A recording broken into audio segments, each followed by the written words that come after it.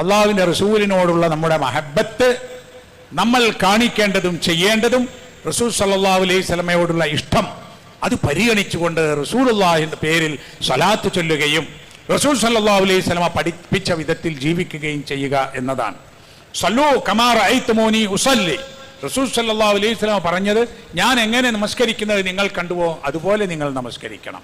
ഖുദൂ അന്നീ മനാസിക്കക്കും, ഞാൻ എങ്ങനെ ഈ ഹജ്ജ് കർമ്മം ചെയ്യുന്നുവോ അതുപോലെ നിങ്ങൾ അത് എന്നിൽ നിന്ന് പഠിക്കണം. അപ്പൊ നമസ്കാരവും ഹജ്ജും നോമ്പും അതുപോലെ ഉംറയും സക്കാത്തും നമ്മുടെ എല്ലാ കാര്യങ്ങളും ഇടപാടുകളും സ്വഭാവ മര്യാദകളും ഒക്കെ നമുക്കുള്ള മാതൃക അള്ളാഹുവിൻ്റെ റസൂലാണ് സല്ലല്ലാഹു അലൈഹി വസല്ലം. ലഖദ് കാന ലക്കും ഫീ റസൂലില്ലാഹി ഉസ്വത്തുൻ ഹസന. സൂറത്തുൽ അഹ്സാബിലെ 21-ാമത്തെ ആയത്താണത്.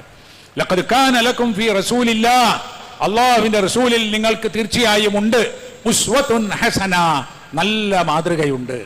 നമുക്കൊരു മാതൃക എന്ന് പറയാൻ, ഒരു റോൾ മോഡൽ എന്ന് പറയാൻ ഉള്ളത് അള്ളാഹുവിൻ്റെ റസൂലാണ്. ലിമൻ കാന യർജുല്ലാഹ് വൽ യൗമൽ ആഖിർ വദക്കറല്ലാഹ കസീറാ. അള്ളാഹുവിനെ പ്രതീക്ഷിക്കുകയും അന്ത്യദിനത്തെ പ്രതീക്ഷിക്കുകയും അള്ളാഹുവിനെ ധാരാളമായി സ്മരിക്കുകയും ചെയ്യുന്ന ആളുകൾക്ക് മാതൃക അള്ളാഹുവിൻ്റെ റസൂലിലാണുള്ളത് എന്ന് ഖുർആൻ നമ്മെ പഠിപ്പിക്കുകയാണ്.